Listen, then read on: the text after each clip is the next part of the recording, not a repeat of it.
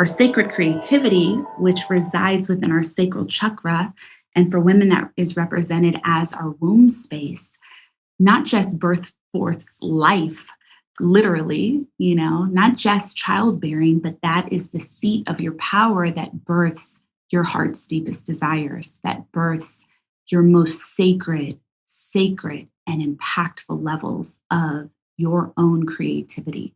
And everyone watching here is a profoundly creative person. Whether you've recognized that within yourself or not, that might be yet to be seen. But that is what the deepest truth is. Every person watching this is incredibly powerful and has the ability to magnetize, has the ability to manifest, has the ability to create large vision for the world and for yourself.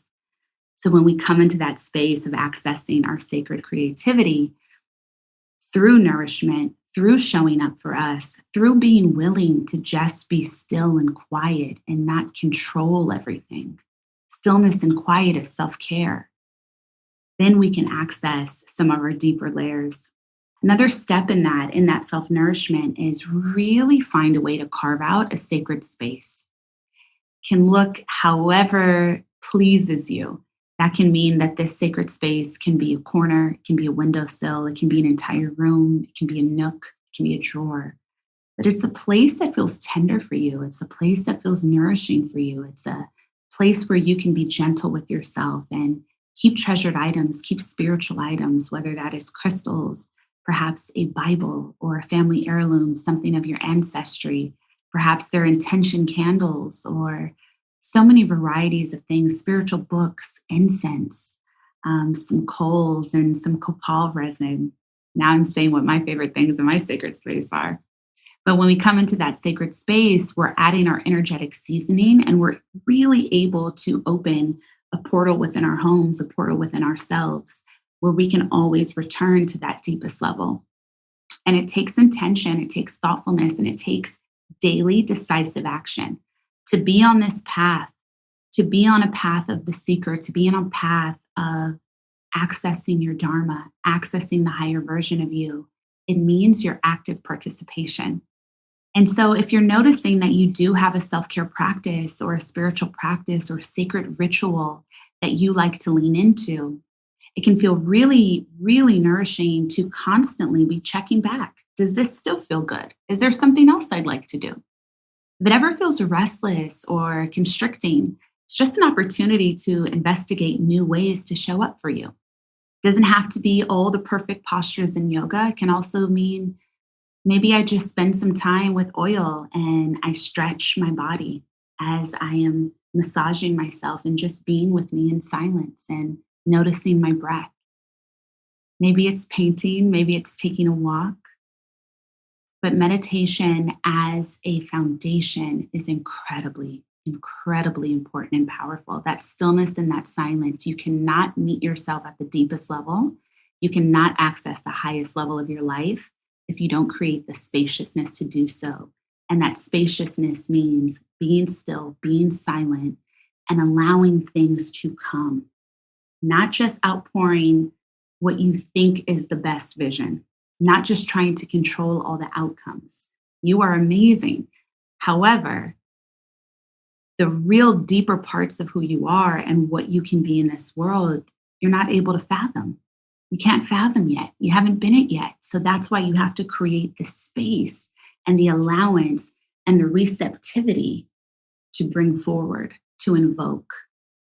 We want a path of grace and ease, which means not always trying to do. It's receive, it's allow. It's come into that space of radiance and majesty and deep belief that life is showing up for you at an impactful high level, that you are an empowered designer and co-creator of this experience and can bring forward what is necessary to get to the deepest level of your dharma possible. So that was step 3, nourish yourself. And step 4 is work your process. The 4th step in being able to live a truly limitless life, which means a life where you don't have that ceiling, a life where you don't have a lid. There's not a point that you can go and then go no farther. Limitless life means expansive. It means abundant. It means taking up space. And to really do that, you have to work your process, but you have to work it in real time, minute by minute.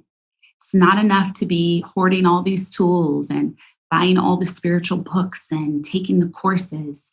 If you are only remembering what you should have done as you're in the shower replaying conversations or at the end of your day, you are utilizing these tools. You are here in this moment to have things that you can actively rely upon, to have things that you can actively connect to in each moment.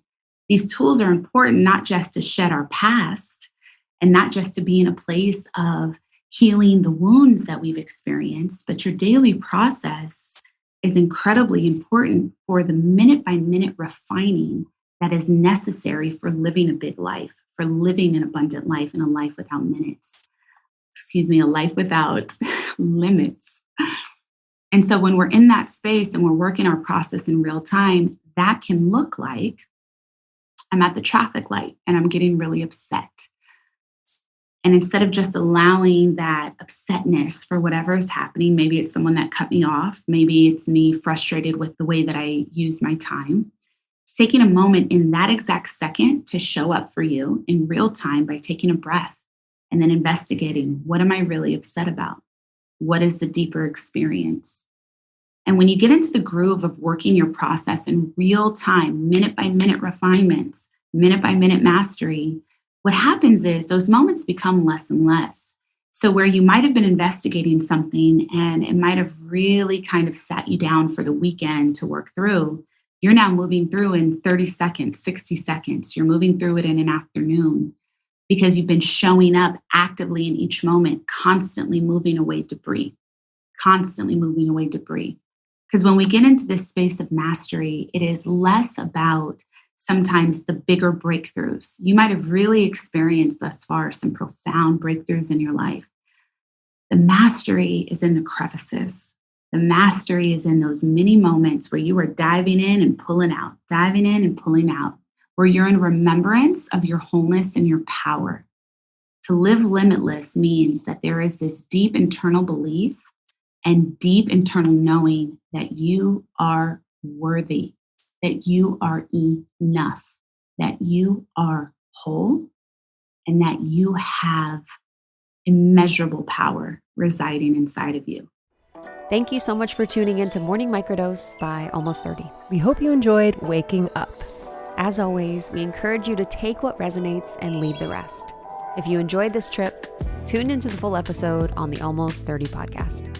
All episode information can be found in the show notes. Make sure to subscribe, and if this becomes a part of your morning routine, be sure to share it with a friend. We have new inspiring doses Monday through Friday. Follow us on Instagram at Morning Microdose, and follow Almost 30 at Almost 30 Podcast. Thanks for listening. We'll see you in the vortex.